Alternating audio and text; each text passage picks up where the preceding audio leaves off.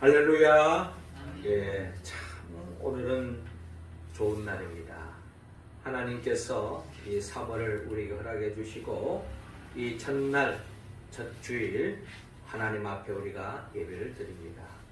하나님께서 크게 영광 받아 주신 줄로 믿습니다. 그리고 우리에게 더없이 복을 내려 주셔서 이 3월도 이 봄날에도 더없이 하나님의 은혜와 은총에 따스한 복을 받아서 더없이 부족함이 없는 삶을 살아가는 우리 모두가 되기를 주의로 축원합니다. 추운 겨울이 지나고 포근한 봄이 오면 이제 얼어붙었던 것들이 다 녹아지고 특별히 나무에 보면은 꽃망울이 생겨지고 또 거기에는 많은 꽃들이 피어나는 광경을 이제 우리는 곧 보게 되어질 것입니다. 이 봄이 되어서 꽃을 피우게 되어지는데 그 꽃을 피우는 목적이 있습니다. 그것은 바로 꽃을 피워서 나비와 벌과의 만남을 이루기 위한 것입니다. 아무리 아름다운 꽃을 피운다 할지라도 벌을 만나지 않으면 또 나비를 만나지 아니하면 그냥 한 잎의 꽃잎으로 피었다가 떨어지고 마는 것입니다. 그러나 벌을 만날 때 또 나비를 만날 때에 꽃으로만 피워지는 것으로 끝나는 것이 아니라 이 꽃을 나비와 벌을 만남을 통하여서 결국 풍성한 열매를 탐스러운 열매를 맺을 수 있는 것입니다. 이러한 이야기는 이러한 원리는 결국 영적인 원리로 연결되어집니다. 우리도 우리의 삶 속에 나름대로의 아름다운 인생의 꽃을 피우고 싶고 또 풍성한 우리가 원하는 열매를 맺고 싶은 우리의 목적이 있고 꿈이 있습니다. 이 모든 것들이 이루어지려면 마치 꽃이 벌과 나비를 만나야 되는 것처럼 우리도 우리의 삶에 진정한 꽃을 피우고 열매를 맺게 하시는 복을 주시는 하나님을 만날 때에 우리의 삶은 진정한 열매를 맺을 수 있고 또 없는 복된 삶을 살 수 있다는 것입니다. 그렇다면 우리의 삶의 자리에서 우리가 늘 하나님을 가까이 하고 하나님을 만나고 하나님께서 우리에게 안겨주신 그 복을 우리가 누리고 만끽하기 위해서는 우리는 어떤 삶을 살아야 합니까? 먼저 주님은 오늘 본문을 통하여서 교회 중심으로 살아라고 말씀하고 있습니다. 13절 말씀 우리 같이 한번 읽어봅시다. 시작. 유대인의 유월절이 가까운지라 예수께서 예루살렘으로 올라가셨더니. 아멘. 자, 오늘 본문 13절은 이렇게 시작하고 있습니다. 유대인의 유월절이 가까운지라 라고 말합니다. 유대인이라면 자칭 하나님의 백성, 하나님의 자녀다 라고 여기면서 살아가는 사람이 유대인들 아니겠습니까? 이 유대인들이 유월절이 가까워오는 겁니다. 이들은 유월절을 철저하게 지켰습니다. 왜냐하면 그들은 전적으로 하나님의 은혜와 은총으로 애굽으로부터 그들이 구원을 받아서 결국 적과 꿀이 흐르는 가나안 땅에 이르게 해 주셨을 뿐만 아니라 더 이상 바로의 종도 타는 인생이 아니라 하나님의 백성으로서 살 수 있는 길을 열어주었기 때문에 유대인들은 그 출애굽의 역사의 시발점이 되는 그 유월절을 기억하면서 하나님의 은혜를 기억하고 그 은혜에 감사하고 그 은혜에 보답하는 마음으로 하나님께 영광 돌리기 위해서 유월절 절기를 지켰던 것입니다. 그 절기를 지키는 방법은 바로 그들이 예루살렘에 올라가서 하나님의 성전에서 그 유월절 절기를 지키는 것이 유대인들의 신앙의 모습이었다라는 것입니다. 그래서 예수님 또한 유대인으로서 유월절에 예루살렘에 올라가고 있는 것입니다. 한마디로 예수님은 유대인으로서 철저하게 성전 중심의 삶을 살았다라는 것입니다. 우리는 이러한 예수님을 통해서 우리 또한 신약 시대를 살아가는 우리들도 또한 우리는 유대인들처럼 하나님의 자녀로서 하나님이 우리에게 베풀어 주신 그 은혜를 기억하고 보답하는 마음으로 마치 유대인들이 예루살렘 성전을 올라갔던 것처럼 우리는 주일 성수를 하고 있고 주님의 몸된 교회에 나와서 예배를 드리고 있는 것입니다. 우리는 예배 드릴 때마다 우리는 하나님의 은혜를 기억해야 합니다.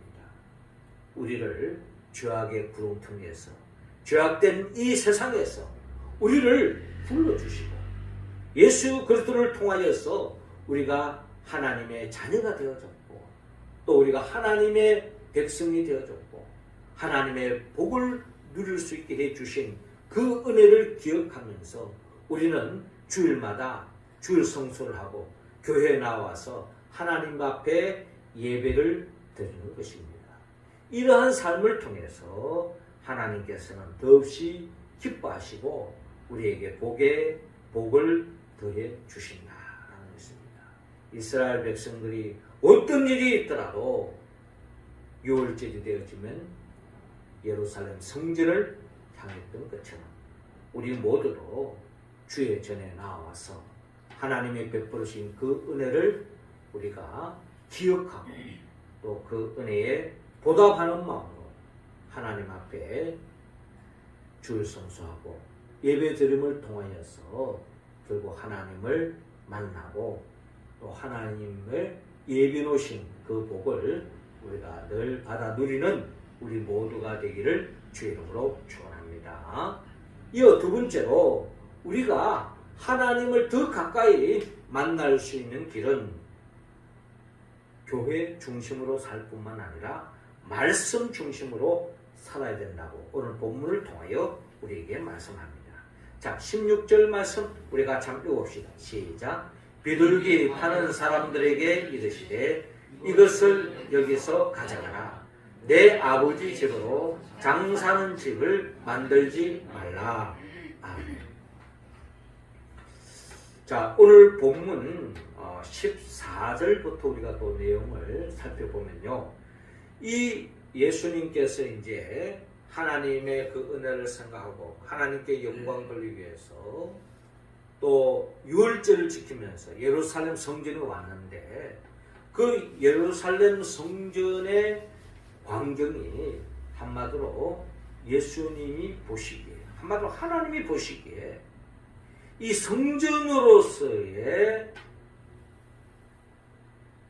의미를 상실한 그런 광경을 주님이 보게 된 겁니다. 그 광경은 14절에 잘 나타나 있는 것처럼 성전 안에서 소와 양과 비둘기 파는 사람들과 돈 바꾸는 사람들이 앉아 있는 것을 보시고 라고 기록되어 있습니다. 자, 이 말씀의 의미는 그렇습니다. 그 당시에 유대인들이 전국에 아니 전 세계에 흩어지던 유대인들이 예루살렘 성전에 모이게 되는 이 축제의 날에 이 예루살렘 성전에 와서 하나님 앞에 예배를 드리기 위해서는 제사를 드리기 위해서는 반드시 제물이 있어야 되는 겁니다. 그저 빈몸으로 그냥 구경 오는 게 아니에요. 그들이 나름대로의 정성을 다해서 하나님 앞에 제사를 드리는 데는 거기는 반드시 희생 제물이 따라와야 된다는 겁니다. 그러기 위해서는 소, 양, 비둘기 이런 것으로 자기의 형편에 따라 돈 많은 사람은 소를 드리고 또 형편에 한 중간쯤 되는 사람은 양을 드리고 그런데 아주 경제적으로도 형편이 어려운 사람들도 하나님 앞에 제사를 드려야 되기 때문에 아주 값싼 상대적으로 이 비둘기를 이렇게 제물로 이제 드리게 되어지는 것입니다. 자, 이런 광경 속에서 이 성전에서 이 성전을 통하여서 한마디로 이 성전을 이용해서 돈벌이하는 사람들이 있었습니다. 이게 바로 우리가 잘 아는 유대인들 중에 그 당시 유대교의 교권을 장악하고 있었던 사람들이 바로 사두개인이었고 바리새인들이었습니다.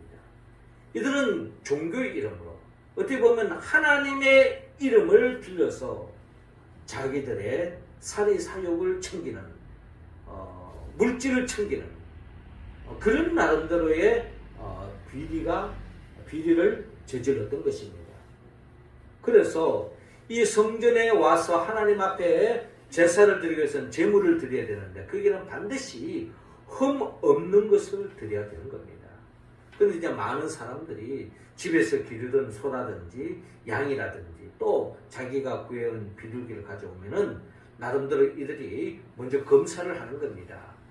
정결하고 깨끗하지 않고 흠없는 것을 드려야 되는데 나름대로 트집을 잡는 거예요.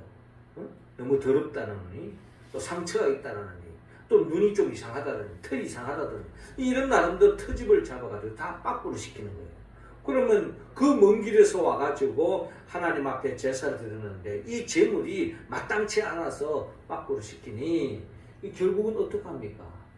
그래서 나름대로 그들이 그럼에도 불구하고 좋은 제물을 드릴 수 있는 방법은 이 사두개인들과 바리새인들과 짜고 이 성전에서 장사하는 사람들이 있는 거예요. 이들의 물건을 살 때에 나름대로 그게 다 통과가 되어지고 제물로 드릴 수 있는 겁니다. 여기에 엄청난 비리가 형성되어지는 거죠. 그래서 아주 그냥 밖에서 사면은 예를 들어서 100만 원이면 살 수 있는 걸 갖다가 이 안에 들어오면 소를 한 마리 살려면 약 500만 원, 1000만 원 줘야만이 살 수 있는 그런 나름대로의 상황이 벌어지는 것입니다. 그래서 아주 가난한 사람도 비둘기 한 마리 바깥에서 그냥 한 만 원이면 살 수 있는 것 같다가 거기에서는 5만 원 줘야만이 살 수 있는 이런 나름대로의 상황이 벌어지는 거예요. 이런 상황 속에서 장사하는 사람들이 이 성전에 진을 치고 있는 상황이 벌어진 것입니다. 그리고 그들이 반드시 성전세를 내는데도 나름대로 그 당시에 유통되어지는 로마 화폐를 드는 것이 아니라 하나님 앞에 이 성전세를 드리는 것도 나름대로 그 유대교에서 발행한 돈을 드려야만이 성전세를 낼 수 있는 겁니다. 이런 나름대로의 이제 환전을 하는 가운데서 엄청난 돈을 챙기고 있는 현실을 주님이 보게 된 것입니다. 자, 이런 광경 속에서 15절에 이런 비리를 주님의 보게 되신 겁니다. 그래서 15절에 노끈으로 채찍을 만드사 양이나 소를 다 성전에서 내쫓으시고 돈 바꾸는 사람들의 돈을 쏟으시며 상을 엎으시고 한마디로 우리가 평소에 여겨지는 예수님 온유하시고 자비로우신 그런 모습보다는 한마디로 엄청난 분노하시는 잘못된 것을 보고 참지 못하시는 그런 예수님을 오늘 본문을 통하여 보게 되었습니다. 한마디로 예수님은 이것은 결국 하나님을 이용해서 자기 호주머니 챙기려고 하는 이런 사람들을 주님은 분노할 수밖에 없다. 거룩한 분노를 드러내고 있는 예수님을 볼 수 있습니다. 이런 모습을 통해서 주님은 하나님을 이용해서 자기 호주머니를 챙기고 하나님을 이용해서 자기 사리사욕을 챙기는 것, 하나님을 이용해서 자기 배를 채우는 이런 모든 것들을 주님은 기뻐하지 않습니다. 아니 기뻐하지 않는 차원이 아니라 하나님은 그런 자들에게 심판을 내리시는 우리 주님이신 것을 우리는 본문을 통하여 헤아려 볼 수가 있습니다. 그러면서 오늘 본문 16절에 비둘기 파는 사람들에게 이르시되 이것을 여기서 가져가라. 내 아버지 집으로 장사하는 집을 만들지 마라 라고 말합니다. 한마디로 하나님을 이용해서 네 배를 채우려고 하는 그런 종교주의, 그런 형식주의, 물질 만능주의적인 이런 생각을 가진 사람들을 주님은 책망하고 있는 것을 볼 수가 있습니다. 우리도 신앙생활 하는 가운데서 이런 책망의 대상이 될 수가 있습니다. 하나님의 뜻은 헤아리지 않고 하나님을 이용해서 내 유익을 챙기고 하나님을 이용해서 내 배를 채우려고 하는, 우리가 주일날 주의 전에 나온 이 모든 것들이 결국 하나님의 그 은혜를 기억하며 은혜에 보답하며 하나님께 영광 돌리기 위한 예배가 아니라 내가 복받기 위해서, 괜히 교회 가지 않으면 그냥 기분 찝찝하니까 남들에게 보이기 위해서 드리는 예배라면, 우리가 교회에 나온다면 이것은 하나님 앞에 아무런 의미가 없고 결국 하나님은 그런 우리의 모습을 결코 기뻐하지 않는다는 것입니다. 결국 우리가 교회에 나와서 하나님 앞에 예배를 드릴 때에 우리가 진정한 그 예배 속에서 하나님을 위한, 하나님의 영광을 위한 예배로 나아가지 않는다면 그것은 하나님의 뜻과는 동떨어진 우리의 종교 생활에 머물러 있는 모습과 다름이 없다는 겁니다. 하나님은 이러한 우리를 가증히 여기시고 책망하신다는 겁니다. 우리가 진정한 하나님을 만날 수 있는 길, 우리는 교회 중심으로 살 때 결국 교회에 오는 것이 중요한 것이 아니라 교회의 삶으로서 하나님의 말씀대로 살고 있느냐, 하나님의 뜻대로 살고 있느냐, 그런 인생을 하나님은 만나주시고 그런 인생에게 은혜와 은총과 복의 복을 더해 주신다는 것입니다. 오늘 보면 17절에도 제자들이 성경 말씀에 주의 전을 사모하는 열심히 나를 삼키리라 한 것을 기억하더라 라고 기록되어 있습니다. 하나님의 말씀보다 형식주의에 얽매여 있는, 하나님의 뜻보다는 내가 복을 받기 위해서, 내가 잘 되기 위해서 여기에 더 관심을 갖는 사람, 하나님은 결코 기뻐하지 않는다. 주님은 우리에게 말씀합니다.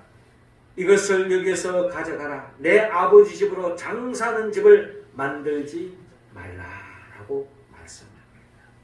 왜? 결코 하나님을 이용해서 내 배를 채우려고 하는 그런 마음을 우리는 버려야 할 것입니다. 오직 우리가 신앙생활, 교회 나올 때마다 내가 하나님의 뜻대로 살고 있느냐, 하나님의 말씀대로 살고 있느냐, 하나님의 말씀에 이끌림 받고 있느냐, 이것이 우리의 가장 중요한 관심이 되어야 될 줄로 믿습니다. 이어서 번째로 우리가 교회 중심, 말씀 중심의 삶을 살 뿐만 아니라 더 중요한 것은 예수 중심으로 살아야 된다고 말씀합니다. 19절 말씀 우리 같이 읽겠습니다. 시작. 예수께서 대답하여 이르시되 너희가 이 성전을 헐라 내가 사흘 동안에 일으키리라. 아멘. 자, 이어지는 본문 18절을 보니까 이에 유대인들이 대답하여 예수께 말하기를 내가 이런 일을 행하니 무슨 표적을 우리에게 보이겠느냐. 예수께서 대답하여 이르시되 너희가 이 성전을 헐라 내가 사흘 동안에 일으키리라. 유대인들이 이르되 이 성전은 46년 동안 지었거늘 내가 3일 동안에 일으키겠느냐 하더라 라고 말씀하고 있습니다.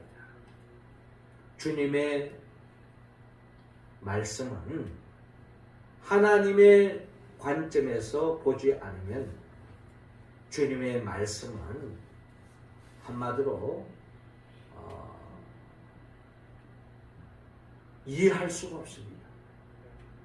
우리가 철저하게 하나님의 관점에서 주의 말씀을 읽고 들을 때에 그 말씀을 이해할 수가 있는 것입니다.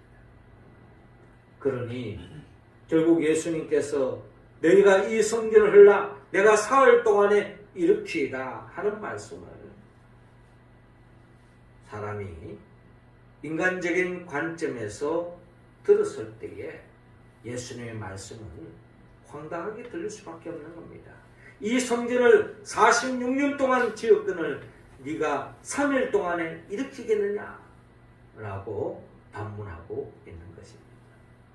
주님께서 너희가 이 성전을 헐라 내가 사흘 동안에 일으키리라 하는 이 말씀은 결국 예수님께서 우리 모두가 형식주의, 물질주의, 종교주의에 빠질 수밖에 없는 우리들을 구원하기 위하여 십자가에 못 박혀 죽으시고 3일 만에 부활하실 예수님을 우리에게 증거하고 있는 것입니다. 우리를 위하여 십자가에 못 박혀 죽으시고 부활하신 예수님을 우리가 붙잡지 않는다면 결국 우리는 교회에 다니고 있지만 몸만 왔다 갔다 하는 거예요. 말씀을 읽고 있지만 하나님의 뜻과는 너무나 동떨어진 삶을 살아갈 수밖에 없는 겁니다. 그러므로 우리는 진정 하나님을 만날 수 있는 유일한 길은 예수 그리스도를 만나지 않으면 우리는 교회 백날 왔다 갔다 한들 성경을 100번 만번 읽는들 아무런 우리의 삶에 변화가 없고 우리에게는 아무런 의미가 없다는 겁니다. 결국 성경은 우리는 예수를 붙잡기 위한 것입니다. 우리가 성경을 나오는 것도 예수를 붙잡기 위한 것입니다. 결국 성경의 모든 초점은 예수 그리스도께 맞춰져 있다는 겁니다. 우리가 예수를 놓아버리면 우리는 모든 것을 다 잃어버리는 것입니다. 요한복음 2장 21절 그러나 예수는 성전된 자기 육체를 가리켜 말씀하신 것이라 죽은 자 가운데 살아나신 후에야 제자들이 이 말씀하신 것을 기억하고 성경과 예수께서 하신 말씀을 믿었더라라고 기록되어 있습니다. 결국 우리를 위하여 십자가에 못 박혀 죽으시고 부활하신 예수 그리스도를 붙잡을 때야만이 우리는 교회의 의미가 있어지고 하나님의 말씀이 살아 역사할 수 있고 예수 그리스도를 붙잡을 때에 우리는 진정한 하나님을 만날 수 있는 유일한 길이 열린다라는 것입니다. 우리가 교회 중심으로 산다지만 이 교회는 겉으로 보기에는 이 건물을 교회라고도 이야기할 수 있습니다. 그러나 이런 교회는 아무리 길어본들 우리 교회 건물이 지어진 지 한 50년 이상 되잖아요.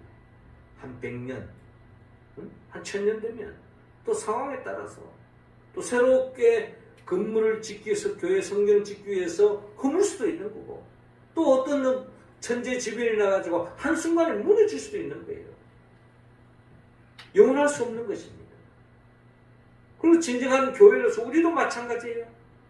우리도 지금 하나의 주님의 몸된 교회를 이루고 있지만 우리가 1000년 맞는 삽니까? 이제 한 3, 40년만 지나도 여기에는 아마 다른 분이 목회를 하고 예배를 드리고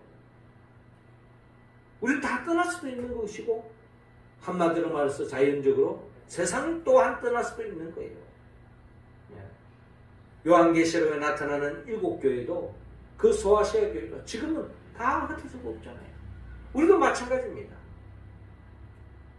그렇기 때문에 우리는 말씀을 붙잡아야 되는 거예요. 그리고 그 말씀의 핵심은 결국 예수 그리스도밖에 없는 거예요. 우리가 영원히 붙잡아야 할 것은 예수 그리스도밖에 없는 것이에요. 예수 그리스도를 붙잡을 때야만이 우리는 진정 하나님을 만날 수 있고 하나님의 예비해 놓으신 복을 받아 누릴 줄로 믿습니다.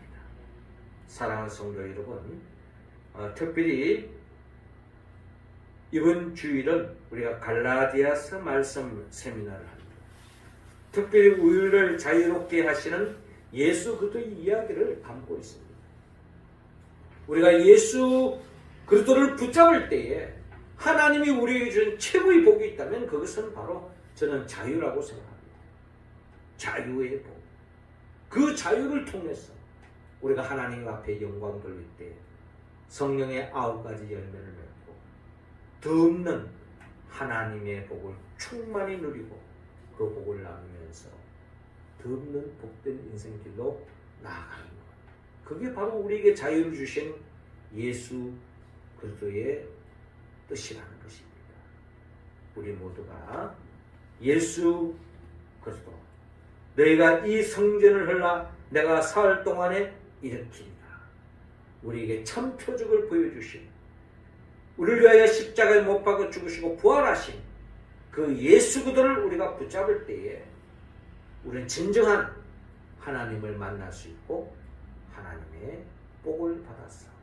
이 봄날에 우리의 삶에 아름다운 꽃을 피울 뿐만 아니라 우리의 삶에 진정한 탐스러운 열매 맺는 진정한 꿈을 이루는 목표를 달성하는 가치 있는 복된 삶으로 나아갈 줄로 믿습니다. 사랑하는 성도 여러분, 주님은 이 봄날에 꽃이 벌과 나비를 만나는 것처럼 우리 또한 하나님을 만나서 아름다운 꽃을 피우고 풍성한 열매를 맺기 위합니다. 그러기 위해서는 우리는 철저하게 교회 중심으로 살아야 합니다. 주님의 몸된 교회 중심으로, 그리고 주님을 증거하는 하나님 말씀 중심으로 살아야 됩니다. 무엇보다 예수 그리스도 중심으로 살아야 한다. 우리가 이 말씀에 온전히 응답하기 위해서는 성령의 도움을 받아야 합니다. 성령은 예수 그리스도의 이름입니다. 예수님이 누구입니까? 예수님은 우리를 위하여 천지 만물을 창조했지만 아담의 범죄로 말미암아 우리가 그 복을 다 잃어버렸어요. 그러나 예수님은 그 복을 우리에게 다시 되찾아 주기 위하여 친 인간의 몸으로 오신 것입니다. 그리고 우리를 진정한 그 복을 되찾는 데 장애물이 되는 그 죄의 문제를 해결하기 위하여 십자가에 못 박혀 죽으셨죠. 그리고 죽은 다 가운데 3일 만에 부활하시고 성천하시고 지금도 하나님 보좌 앞에 있는 우리에게 성령을 주권해 주기를 원합니다. 성령을 사모하는 자는 그 성령을 받을 때에 우리는 진정 하나님의 말씀에 응답하고 진정한 하나님 나라의 복을 누릴 수 있는 것입니다. 우리 교회가 바로 그 복을 받아 누리고 살아갈 때에 주님은 장차 우리 모두를 영원한 천국, 새하늘과 새 땅, 하나님 나라로 인도하게 하여 장차 재림하여 오실 줄로 믿습니다. 이 예수 그리스도의 영보에서 성령의 도움을 받아서 교회 중심, 말씀 중심, 무엇보다 예수 그리스도 중심의 삶을 살아서 하나님을 만나고 하나님의 진정한 복을 받아 정말 가치 있는 복된 삶을 살아가는 우리 모두가 되기를 주의 이름으로 축원합니다. 기도드리겠습니다.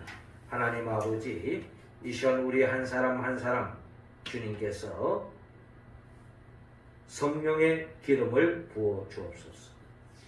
성령 충만함으로 말미암아 우리 모두가 주님의 몸된 교회 중심으로, 말씀 중심으로, 예수 그리스도 중심으로 우리가 살아서 진정한 우리의 삶의 자리에서 하나님을 만나고 하나님의 공급해 주시는 그 복을 받아서 인생의 아름다운 꽃을 피우고 풍성한 열매를 맺는 우리 모두가 되게 하여 주옵소서.